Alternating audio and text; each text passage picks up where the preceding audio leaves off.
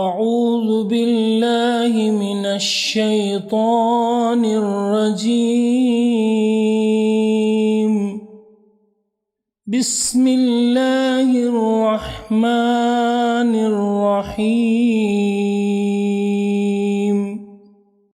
ومن يقنت منكن لله ورسوله وتعمل صالحا نؤتها أجرها مرتين وأعتدنا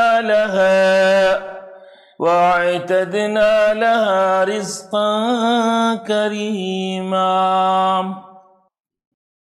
نحمدہ و نصلی علی رسولہ الکریم. اما بعد، ناظرین، ہم انشاءاللہ آج کی رات جز نمبر 22 پر بات کریں گے. یہ پارہ سورہ احزاب آیت نمبر 31 سے شروع ہوتا ہے اور سورہ یاسین پر ختم ہوتا ہے. سورہ احزاب میں جو بقیہ مضامین ہیں اس پر انشاءاللہ آج تفصیل سے بات کریں گے، اس لیے یہاں اس کا خلاصہ پیش کرنے کے بجائے سورہ سبا سے ہم خلاصہ پیش کریں گے. سورہ سبا، سورہ فاطر، سورہ یاسین، یہ بقیہ 3 صورتیں ہیں جن کے مضامین کا خلاصہ انشاءاللہ پیش کیا جائے گا. سورہ سبا کی شروعات میں یہ بتایا گیا کہ اللہ تبارک و تعالی آسمان و زمین کا پیدا کرنے والا اور وہ ہر چیز کو جانتا ہے. زمین سے جو چیز اگتی ہے، آسمان سے جو چیز نازل ہوتی ہے، زمین سے جو چیز آسمان کی طرف جاتی ہے، ان سب کا وہ علم رکھنے والا ہے. اور یہ جو بار بار نبی کریم صلی اللہ علیہ وسلم سے تم پوچھ رہے ہو کہ قیامت کب آنے والی ہے، تمہیں معلوم ہونا چاہیے کہ وہ پروردگار جو پوری کائنات کا علم رکھتا ہے اسے معلوم ہے کہ قیامت کب آنی ہے. ذرا برابر اس میں کمی بیشی واقع نہیں ہوگی. جب آنی ہے تب آ کر ضرور رہے گی. پھر اس صورت میں اللہ تبارک و تعالیٰ نے حضرت داؤد علیہ السلام پر جو احسانات کیے اس کا تذکرہ کیا کہ اللہ تعالیٰ نے انہیں بہت خوبصورت آواز دی تھی جس سے وہ اللہ تعالیٰ کی حمد و ثنا بیان کرتے تھے، اور لوہے کی انڈسٹری کو انہوں نے ایجاد کیا. پھر حضرت سلیمان علیہ السلام نے جو شاندار تہذیب قائم کی اس کا تذکرہ فرمایا. پھر سورہ سبا میں قوم سبا کی تباہی کا ذکر آیا کہ کس طرح سے جب انہوں نے کفر کیا تو ایک شاندار تہذیب کو اللہ تعالیٰ نے ختم کر کے رکھ دیا. پھر فرمایا کہ شرک کی وجہ سے ان کے ساتھ یہ معاملہ ہوا. شرک کبھی بھی کسی کے لیے نفع بخش نہیں ہے اور قیامت کے دن ضرور اس کا حساب کتاب ہوگا. نبی کریم صلی اللہ علیہ وسلم کے بارے میں جو خاص بات آئی ہے وہ یہ ہے کہ آپ صلی اللہ علیہ وسلم کی رسالت کسی خاص قوم کے لیے نہیں ہے، بلکہ تا قیامت جتنے انسان آئیں گے، جتنی قومیں آئیں گی، جتنے ممالک ہوں گے، جتنے نیشنز ہوں گے، ان سب کے لیے آپ صلی اللہ علیہ وسلم کی رسالت ہے. وَمَا أَرْسَلْنَاكَ إِلَّا كَافَّةً لِلنَّاسِ بَشِيرًا وَنَذِيرًا. آپ صلی اللہ علیہ وسلم کو سارے انسانوں کے لیے بشیر و نذیر بنا کر اللہ تعالیٰ نے بھیجا. ایک دلچسپ آیت جو سورہ احزاب میں آئی ہے وہ ہمیں معلوم ہونا چاہیے کہ آج دنیا میں باطل کے علمبردار اور ان کا جو جمگھٹا ہے، ان کا جو ٹولہ ہے، ان کی جو پوری ٹیم ہوتی ہے، وہ اسلام دشمنی میں لگتا ہے کہ متحد ہیں، لیکن قیامت کے دن وہ ایک دوسرے پر لعنت ملامت کریں گے. قرآن کہتا ہے وَقَالَ الَّذِينَ اسْتُضْعِفُوا لِلَّذِينَ اسْتَكْبَرُوا. وہ جو مستضعفین تھے، وہ جو کمزور تھے، جن کو یہ اکساتے تھے، وہ اپنے بڑوں کے خلاف، اپنے لیڈرز کے خلاف اللہ تعالیٰ سے شکایت کریں گے اور کہیں گے کہ اے رب، یہی وہ لوگ تھے جو دن اور رات اسلام کے خلاف سازشیں کرتے تھے، مکر کرتے تھے. یہی وہ لوگ ہیں جنہوں نے ہمیں اللہ کے ساتھ کفر کرنے کے لیے حکم دیا اور ہم نے کفر کیا. یہی وہ لوگ ہیں جنہوں نے شرک کرنے کی ہمیں تعلیم دی، اللہ کے علاوہ اس کے ساتھی اور اس کے شریک بنانے کا حکم دیا، ہم نے تیرے ساتھ بہت سے لوگوں کو شریک کیا. خواتین و حضرات، ذرا غور سے دیکھیے، یہ جو متبعین ہوتے ہیں، یہ جو فالوئرس ہوتے ہیں، یہ اصل میں بے عقل ہوتے ہیں اور اپنے بڑوں کی اندھی تقلید کرتے ہیں. کہا جاتا ہے کہ جترا کرو تو جترا کریں گے، کہا جاتا ہے ریلی نکالو تو ریلی نکالیں گے، کہا جاتا ہے کہ نعرے بازی کرو تو نعرے بازی کریں گے.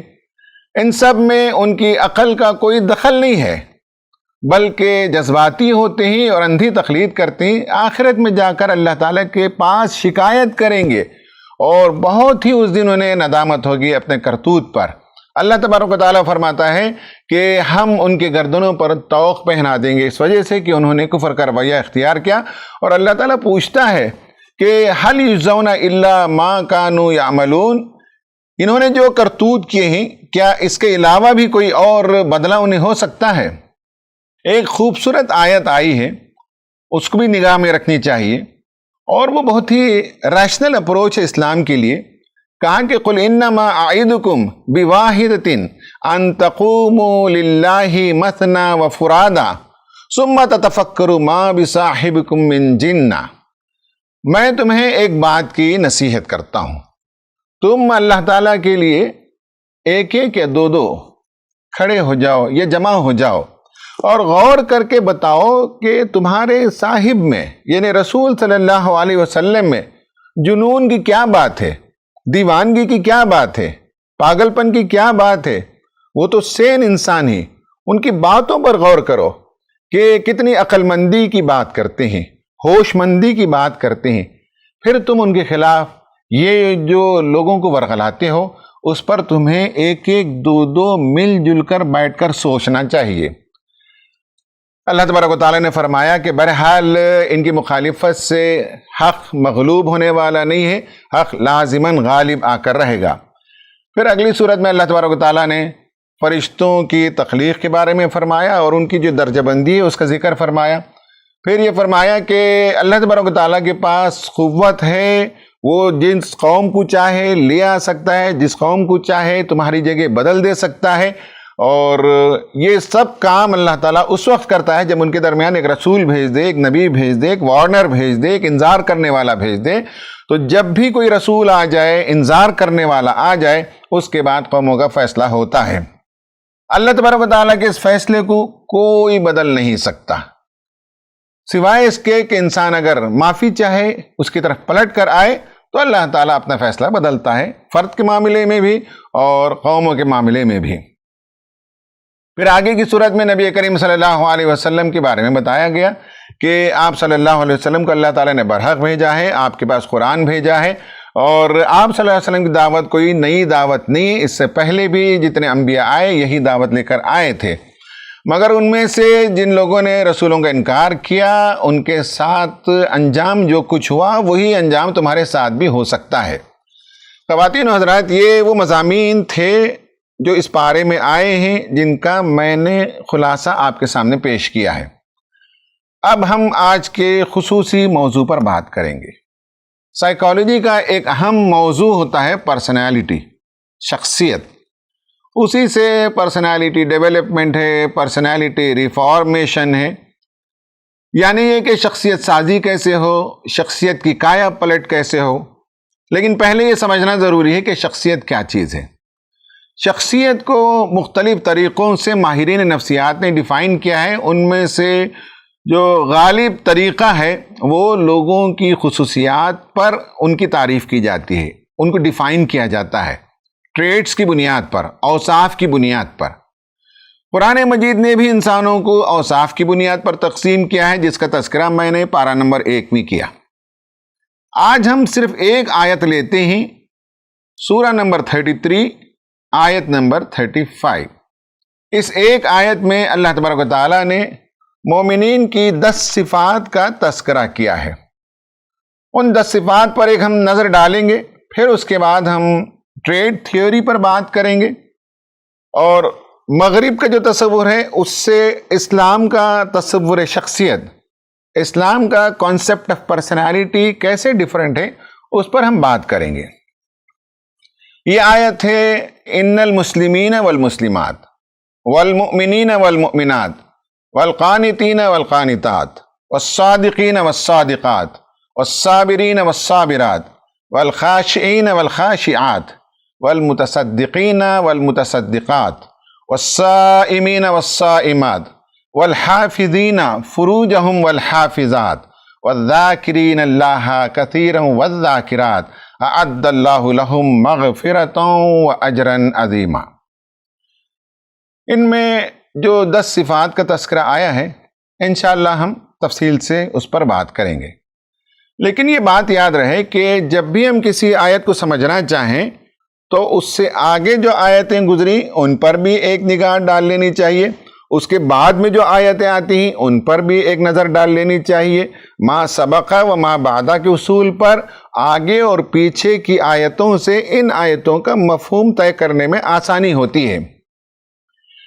اس بارے میں سورہ احزاب کا جو حصہ آیا ہے اس کا مطالعہ کر لیجئے، اور پچھلے پارے میں بھی سورہ احزاب کا کچھ حصہ آیا ہے۔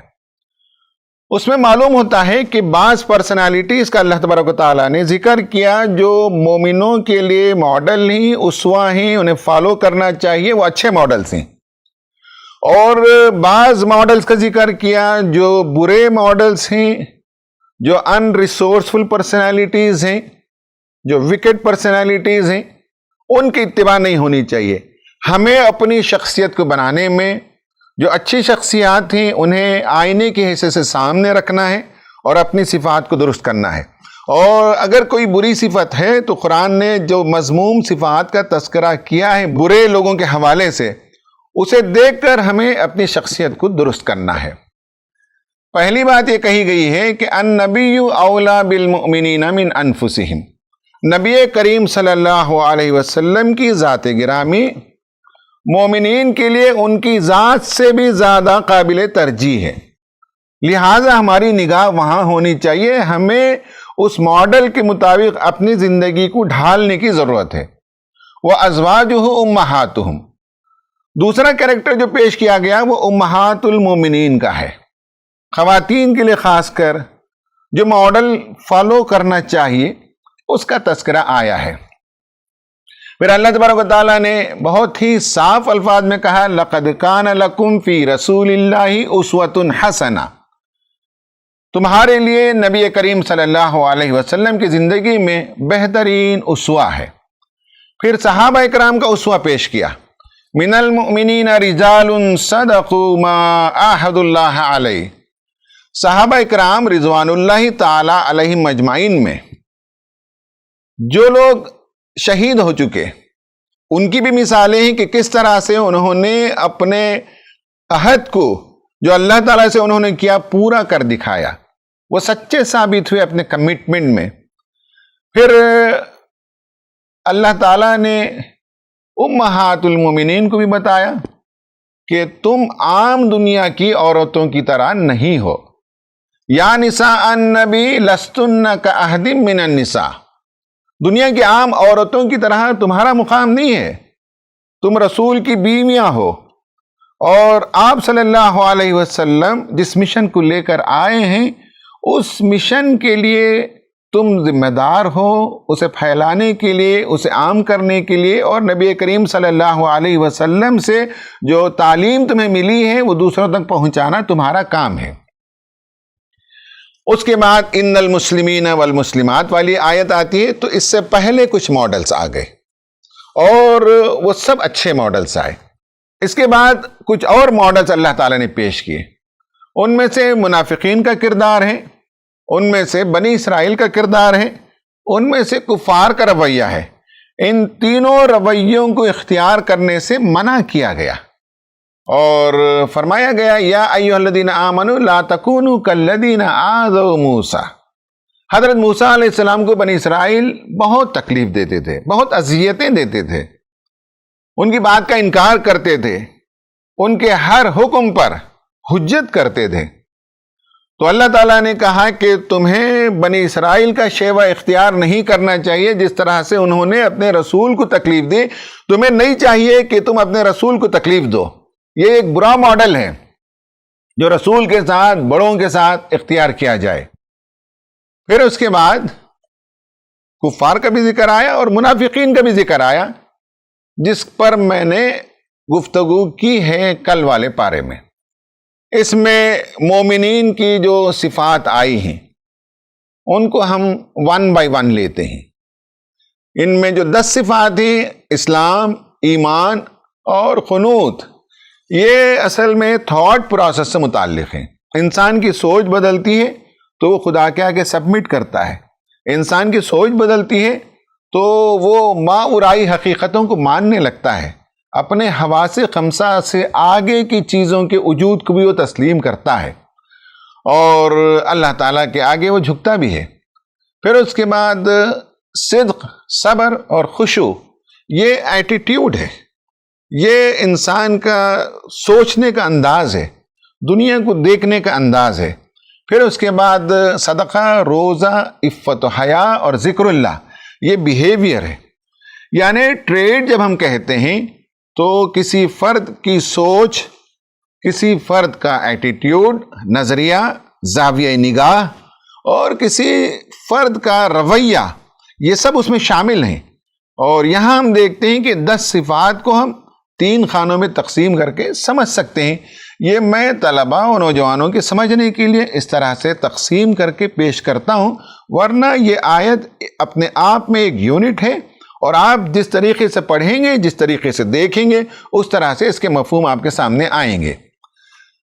پہلی آیت ہے ان المسلمین والمسلمات، یعنی یہ کہ جنہوں نے اپنے آپ کو خدا کے آگے سبمٹ کر دیا، جنہوں نے اسلام کو ایک ضابطہ حیات کی حیثیت سے قبول کر لیا۔ اب یہ ہے کہ وہ اپنے نفسانی خواہشات کو روکیں گے اور خدا تعالیٰ کا جو ضابطہ ہے اس کے مطابق اپنی زندگی بسر کریں گے۔ دوسری صفت ہے والمؤمنین والمؤمنات، مردوں کا ذکر، عورتوں کا ذکر یکساں کیا گیا تاکہ معلوم ہو کہ یہ جو ٹریٹ ٹائپ آف پرسنالٹی ہے، یہ جو شخصیت کا تذکرہ ہے، جن میں خصوصیات کا ذکر ہے، مردوں میں بھی یہ خصوصیات ہونی چاہیے، عورتوں میں بھی یہ خصوصیات ہونی چاہیے۔ اس لیے یہ 10 صفات میں صیغہ مذکر بھی اور صیغہ مؤنث کو بھی لایا گیا۔ دوسری صفت ہے والمؤمنین والمؤمنات، مومن مرد اور مومن عورتیں، یعنی یہ ہے کہ ان کا ایمان ہے کہ اس کائنات کا ایک خدا ہے جو ساری چیزوں کو کنٹرول کرتا ہے، اس کے علاوہ کوئی الہ نہیں، وہی مالک ہے، وہی تدبیر کرتا ہے، اسی کے قبض قدرت میں ہماری زندگیاں ہیں۔ اس نے رسولوں کو بھیجا، اس پر ایمان رکھتے ہیں، اس نے قرآن کو بھیجا، اس پر ایمان رکھتے ہیں، اور یہ ایمان رکھتے ہیں کہ قرآن سیدھا راستہ دکھانے والی کتاب ہے، اور یہ کتاب آنے کے بعد انسان کو پھر اپنے تمام ریزرویشنز، اپنی تمام خواہشات، ان سب کو کنٹرول کرنا چاہیے۔ آپ صلی اللہ علیہ وسلم نے فرمایا لا یؤمن احدکم حتی یکون ہواہ تبعا لما جئت بہ، فرمایا کہ وہ شخص مومن نہیں ہو سکتا جو اپنی خواہشات نفس کو میری لائی ہوئی تعلیمات کے آگے سبمٹ نہ کر دے، سرنڈر نہ کر دے، اطاعت میں اپنے آپ کو نہ لگا دے۔ تو معلوم ہوا کہ مومن ایمان رکھتا ہے اللہ پر، رسول پر، کتاب پر، اور کتاب پر ایسے ایمان رکھتا ہے کہ اب ہم صرف اس کے مطابق اپنی زندگی بسر کریں گے۔ مومن کے بارے میں بتایا گیا کہ دنیا میں بھی اسے اچھی زندگی ملتی ہے۔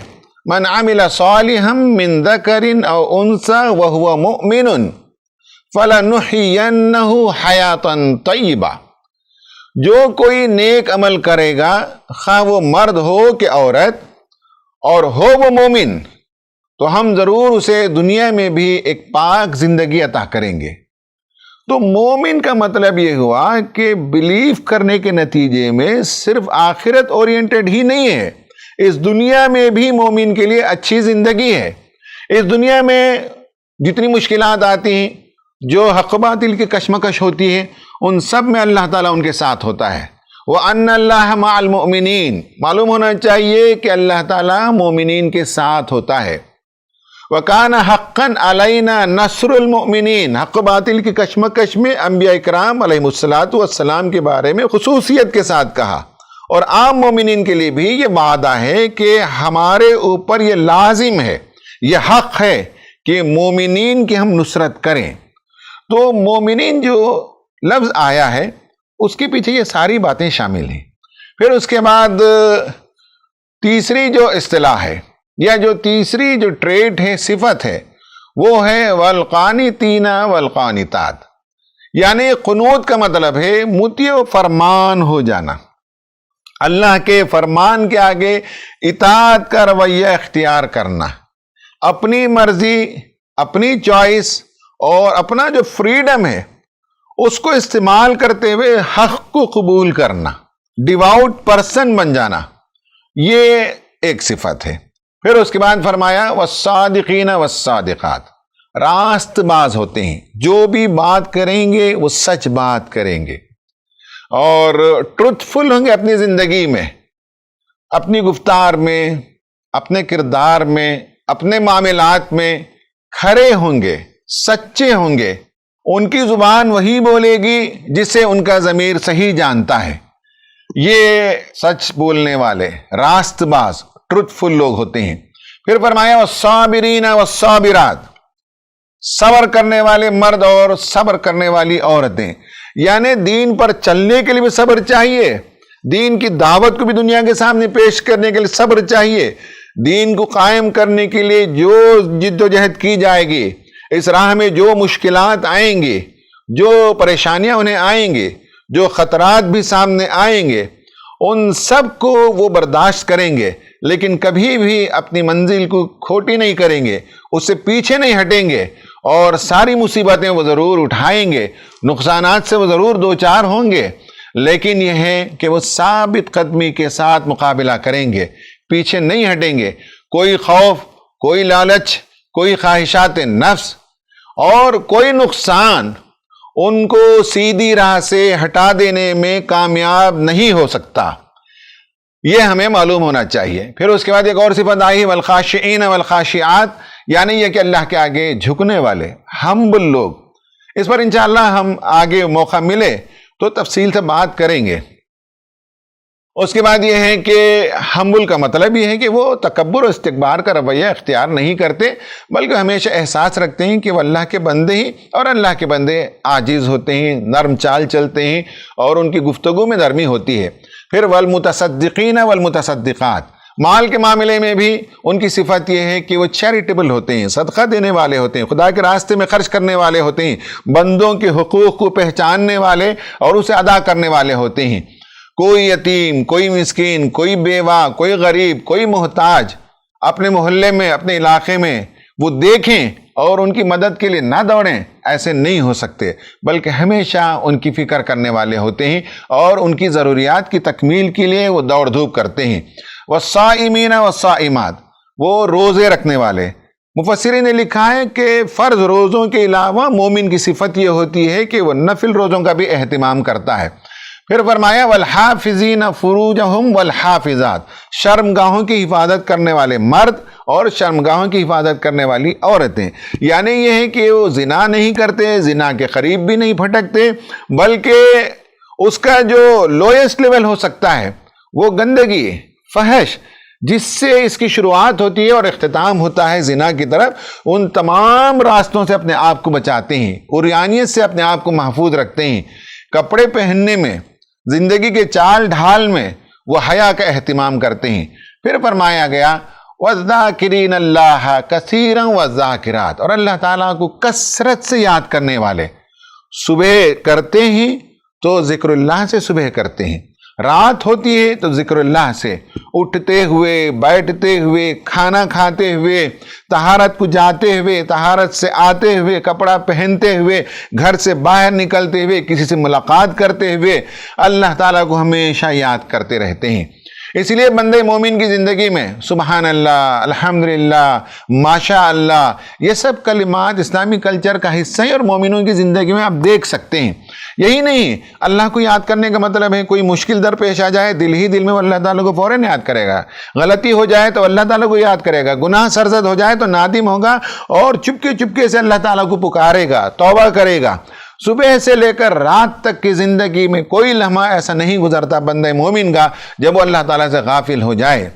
تو اس کے بعد فرمایا اعد اللہ لہم مغفرۃ و اجرا عظیما، اللہ تعالیٰ نے ان صفات والے مومنین مرد اور مومنین عورتوں کی مغفرت کا اور اجر عظیم کا وعدہ کیا ہے۔ یہ آیتیں تھیں، ان کا یہ ایکسپلینیشن تھا۔ پرسنالٹی پر ہم بات کریں گے۔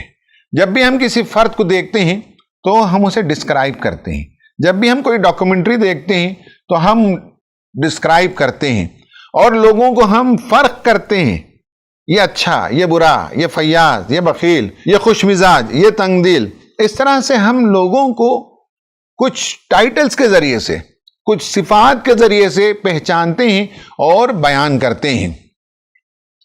ہمارے ہاں اسلامی تہذیب میں ہم فاروقی صفت کا آدمی کہتے ہیں، حیدری کردار والا کہتے ہیں، صدیقی مزاج کا آدمی کہتے ہیں، یا ہماری کتابوں میں، ناولوں میں، بچوں کی کہانیوں میں آپ دیکھیں گے لومڑی صفت، لومڑی کی جو خاصیت ہے، لومڑی کا جو کردار ہے وہ اچھا کردار نہیں ہے، تو صرف یہ کہہ دینا کافی ہوتا ہے کہ اس کی صفت لومڑی جیسی ہے، یا یہ کیمل آف دا ڈیزرٹ، یعنی یہ ہے کہ یہ صحرا کا اونٹ ہے، یعنی کوئی آدمی روبسٹ ہو، مشکلات کو سہتا ہو، تو ہم اس طرح کے الفاظ استعمال کرتے ہیں۔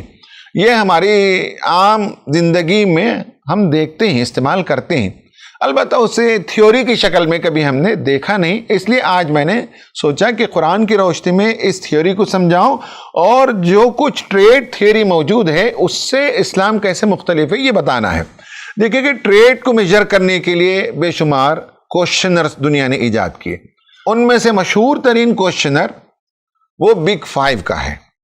5 صفات کا ذکر ہے اور 42 کوشچنز ہوتے ہیں، اور ایک آدمی جو ان کوشچنر کو فل اپ کرتا ہے یا اس انوینٹری کو فل اپ کرتا ہے تو اس فل اپ کرنے کے بعد اپنے آپ کو ریٹنگ دیتا ہے، اور آخر میں 5 صفات پر وہ اپنی زندگی کا جائزہ لیتا ہے۔ یہ تمام 5 صفات پیورلی دنیاوی زندگی سے متعلق ہیں، اس میں آخرت سے متعلق کوئی چیز نہیں ہے، اس میں روحانی زندگی سے متعلق کوئی چیز نہیں ہے، اس میں خدا سے وابستگی سے متعلق کوئی چیز نہیں ہے، اس میں رسول کے اسوے کے اتباع کرنے والی کوئی بات نہیں ہے۔ باقی یہ ہے کہ ریسورسفل پرسن، ان ریسورسفل پرسن، مفید شخصیت، غیر مفید شخصیت، اس کے حساب سے دنیا میں جتنے کوشچنرز ہیں وہ انسانوں کو ڈیوائیڈ کرتے ہیں، لیکن اسلام صرف مفید دنیا کی حد تک نہیں دیکھتا بلکہ آخرت میں بھی اس کے اعمال، اس کی صفات، اس کی شخصیت مفید ہو۔ اس کی بنیاد پر یہ 10 صفات ہیں جس میں صرف دنیاوی امور کے حساب سے انسانوں کو ریسورسفل پرسن اور ان ریسورسفل پرسن میں کیٹیگرائز نہیں کیا گیا ہے، بلکہ آخرت کی کامیابی کے لحاظ سے انہیں ڈیفائن کیا گیا ہے۔ اسلام میں جو صفات ہیں اس کے بارے میں بعض اسلامک سائیکالوجسٹ نے کام کیا ہے، لیکن ابھی اس پر بہت کچھ کام کرنا باقی ہے۔ ان میں بتاتے ہیں کہ اسلامی شخصیت کو جانچنے کے لیے 4 صفات پر جانچا جانا چاہیے۔ ایک ہے ایمان، دوسرا ہے آخرت اورینٹڈ کتنا ہے، تیسرا یہ ہے کہ قرآن اور قرآن سے وابستگی، اور چوتھا یہ کہ نبی کریم صلی اللہ علیہ وسلم کے اسوے کی وہ کتنی اتباع کرتے ہیں۔ ان 4 بنیادوں پر انسانی شخصیت کے لیے ایک کوشچنر بننا چاہیے، کچھ لوگوں نے بنایا بھی ہے۔ کچھ اور صفات کا بھی بعض لوگوں نے تذکرہ کیا، بعض لوگوں نے کہا کہ 2 ہی چیزیں ہیں، لا الہ الا اللہ محمد الرسول اللہ، اسی 2 بنیاد پر پوری شخصیت کو ڈیفائن کیا جانا چاہیے، ٹریٹس کو ترتیب سے جوڑنا چاہیے اور اس کی بنیاد پر کوشچنر طے ہونا چاہیے، یعنی یہ ہے کہ وحدانیت کا وہ قائل ہو اور انسانی زندگی میں رہنمائی کے لیے نبی کریم صلی اللہ علیہ وسلم کو وہ اسوہ مانتا ہو۔ تو ان 2 براڈر چیزوں پر انسانی شخصیت کو جانچا جا سکتا ہے۔ ٹریٹ کیا چیز ہے؟ میں نے بتایا کہ ٹریٹ کا مطلب ہے صفت، خاصیت، اور ایسی خاصیت، ایسی خصوصیت، ایسی صفت جو انسانوں کے اندر مستقل ہو۔ میرے اندر کوئی چیز مستقل ہو سکتی ہے، آپ کے اندر نہیں ہو سکتی، آپ کے اندر کوئی چیز مستقل ہو سکتی ہے، کسی تیسرے فرد کے اندر نہیں ہو سکتی۔ تو پہچان وہ صفت جو انسان کے اندر مستقل بھی ہو، مستحکم بھی ہو اور دوسرے فرد سے وہ امتیاز کرنے والی صفت ہو، ان 3 پیرامیٹرز پر ٹریٹ کو ڈیفائن کیا جاتا ہے۔ اب ہم بات کریں گے ٹریٹ تھیوری میں جو مشہور ترین سائیکالوجسٹ گزرا ہے وہ ہے گارڈن ایلپورٹ۔ اس نے اپنی زندگی میں ٹریٹ پر، صفات پر بہت کچھ کام کیا ہے۔ اس نے ایک انگلش ڈکشنری کو لے کر دیکھا ہے کہ 18,000 الفاظ اس میں ایسے موجود تھے جنہیں ٹریٹ لائک کہا جا سکتا ہے، یعنی اس سے صفات کا اظہار ہوتا ہے، اور پرسائسلی اس نے گن کر بتایا کہ تقریباً 4,000 الفاظ ایسے ہیں جو انسانی صفات کو ظاہر کرتے ہیں۔ اب یہ دیکھیے کہ دنیا میں جتنی کچھ کامیابی، خوشحالی، کامرانی کے اینگلز ہو سکتے ہیں، ان کی بنیاد پر یہ ٹریٹس کو ڈکشنری میں اس نے پایا، مگر اسلام کے نزدیک کچھ اور چیزیں ہیں۔ اس کا یہ کہنا ہے کہ 3 بنیادی صفات ہوتی ہیں۔ ایک ہے کارڈینل ٹریٹ، یعنی ایک صفت، ایک لفظ آپ بولیں اس سے اس کی پوری شخصیت ظاہر ہو جائے۔ اس کا کہنا ہے کہ دنیا میں بہت کم لوگ ہوتے ہیں جنہیں ایک ہی لفظ میں بیان کر دیا جائے۔ انبیاء کرام علیہم السلام کو ہم کہہ سکتے ہیں، حضرت موسیٰ کے بارے میں کہتے ہیں کہ موسیٰ کلیم اللہ، حضرت ابراہیم کے بارے میں کہتے ہیں ابراہیم خلیل اللہ، نبی کریم صلی اللہ علیہ وسلم کے بارے میں کہتے ہیں حبیب اللہ۔ یعنی یہ ہے کہ ایک لفظ میں آپ صلی اللہ علیہ وسلم یا دیگر نبی اور رسولوں کا ذکر کیا جا سکتا ہے، ایک ہی صفت کافی ہو سکتی ہے بیان کرنے کے لیے، اس میں ساری شخصیت سمٹ کر آتی ہے، تو کارڈینل ٹریٹ اس کو کہتے ہیں، اور بہت کم لوگوں کے اندر اس طرح سے کارڈینل ٹریٹ ہوتی ہے۔ ہمارے لیے بھی کوئی ایک ٹریٹ ہو سکتی ہے جسے اگر کہہ دیا جائے تو اس میں ساری شخصیت سمٹ کر آ جائے، مگر اس کا کہنا ہے کہ جن کے پاس کارڈینل ٹریٹ نہیں ہو ان کے لیے سینٹرل ٹریٹس ہوتے ہیں، یعنی یہ ہے کہ ایک صفت نہیں 8-10 صفات میں اس شخصیت کا اظہار کیا جا سکتا ہے۔ وہ کہتا ہے کہ 10 یا 12 ہوں گے، اس سے زیادہ صفات نہیں ہوں گی۔ کسی فرد کو ڈیفائن کرنے کے لیے وہ سینٹرل ٹریٹس ہوتے ہیں جو 10 سے 12 کے درمیان ہوتی ہیں۔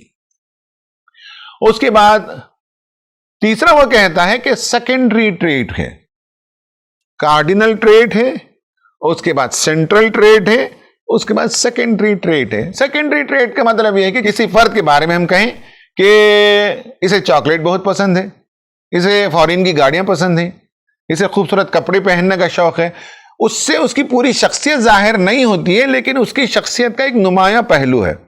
تو 3 کیٹیگریز میں اس نے بتایا کہ اس طرح سے صفات ہوتی ہیں۔ اب آپ اس آیت کے اندر جو اس وقت زیر بحث سے دیکھیں تو 10 صفات کا ذکر ہے، اور یہ سب جو ہے سینٹرل ٹریٹس ہیں تمام مسلمانوں کے۔ اب اس میں بعض مسلمانوں کی بعض نمایاں خصوصیت ہو سکتی ہے، وہ صرف ایک لفظ سے بیان کر دیا جا سکتا ہے، ورنہ ہم سب میں یہ 10 صفات کا پایا جانا ضروری ہے۔ اس کے بغیر ہماری شخصیت اسلامی شخصیت نہیں بن سکتی ہے۔ آپ صلی اللہ علیہ وسلم نے افراد کو جو تیار کیا اس میں شخصیتوں کی بنیاد پر منتخب فرمایا۔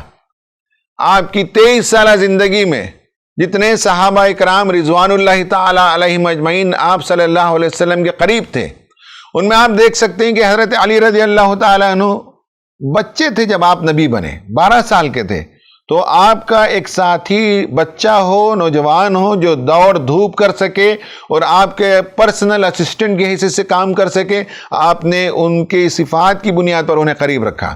آپ صلی اللہ علیہ وسلم قوموں سے ڈیل کرتے تھے تو ان کے لیے ایسے لوگ چاہیے جن سے مشورہ کیا جا سکے۔ ابو بکر صدیق رضی اللہ تعالیٰ عنہ، حضرت عمر رضی اللہ تعالیٰ عنہ کو آپ قریب رکھتے تھے اور ان سے مشورے لیا کرتے تھے۔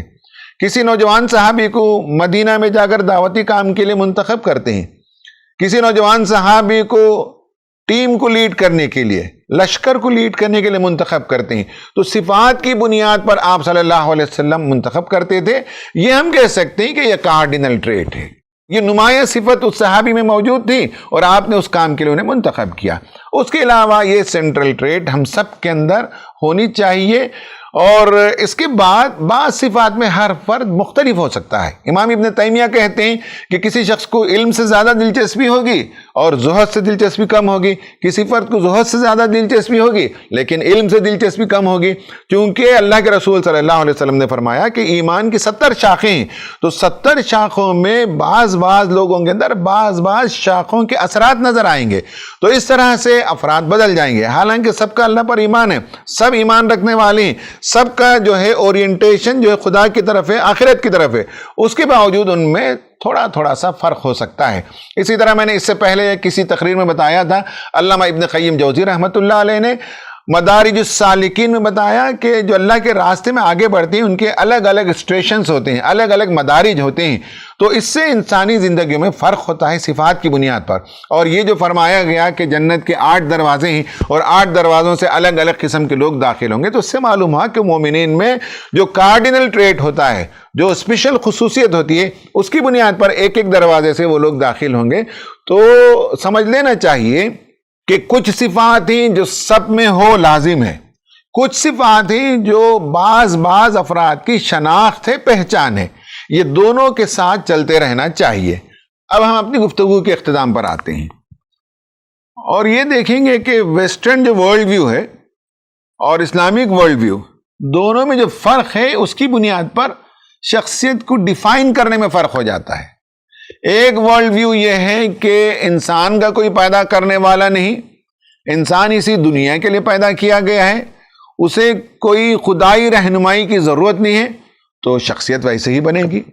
ایک ورلڈ ویو یہ ہے کہ اس پوری کائنات کے بنانے والا خدا ہے، ہم اس کے بندے ہیں، اس نے ہمیں اکیلا چھوڑ نہیں دیا، اس نے ہماری رہنمائی کے لیے کتابیں بھیجی، آخر میں نبی صلی اللہ علیہ وسلم کو بھیجا، قرآن مجید آپ پر نازل کیا اور آپ کے توسط سے ہم تک قرآن مجید پہنچا، تو اس کے نتیجے میں شخصیت کا پورا خاکہ بدل جائے گا۔ ہمیں چاہیے کہ رمضان المبارک میں 2 کام کرنا ہے۔ ایک یہ ہے کہ قرآن کی روشنی میں جیسے جیسے ہم مطالعہ کریں تو وہ کون کون سی خصوصیات ہیں، وہ کون کون سی صفات ہیں جو مجھے پرٹیکولرلی پیدا کرنا چاہیے، یہ ہر فرد نوٹ کرے۔ جیسے میں نے ابھی بتایا کہ ہر فرد ہر صفت پیدا نہیں کر سکتا، اور اس میں ہر فرد یہ طے کر سکتا ہے کہ کوئی ایک خصوصیت اس کی ہو جو نمایاں ترین خصوصیت ہو جائے۔ تو اس طرح سے اس رمضان میں ہم ایک چیک لسٹ بنائیں اور اپنی خصوصیات کو ہم انومریٹ کریں، انلسٹ کریں، ایک جگہ جمع کریں اور انہیں دھیرے دھیرے اپنی زندگیوں میں پیدا کرنے کی کوشش کریں۔ دوسرا یہ ہے، جیسا کہ اس رمضان میں ہم بار بار کہہ رہے ہیں کہ جو ریسرچ کرنے والے، جو طلباء، نوجوان جو غور و فکر کرنے والے ہیں، انہیں چاہیے کہ پرسنالٹی ٹیسٹ، پرسنالٹی ڈیولپمنٹ کا خاکہ، پرسنالٹی ریفارمیشن کا خاکہ قرآن مجید کی روشنی میں وہ مرتب کریں اور دنیا کے سامنے پیش کریں کہ اصل پرسنالٹی تو ایسی ہونی چاہیے جو خود کے لیے بھی مفید ہو، سماج کے لیے بھی مفید ہو، اور ایک نئی زندگی مرنے کے بعد جو شروع ہوگی وہاں بھی وہ فائدہ مند ہو۔ یہ کام بھی کرنے کی ضرورت ہے۔ آخر میں دعا یہ ہے کہ اللہ تعالی ہمیں اپنی شخصیتوں کو بہتر سے بہتر بنانے کی توفیق عطا فرمائے۔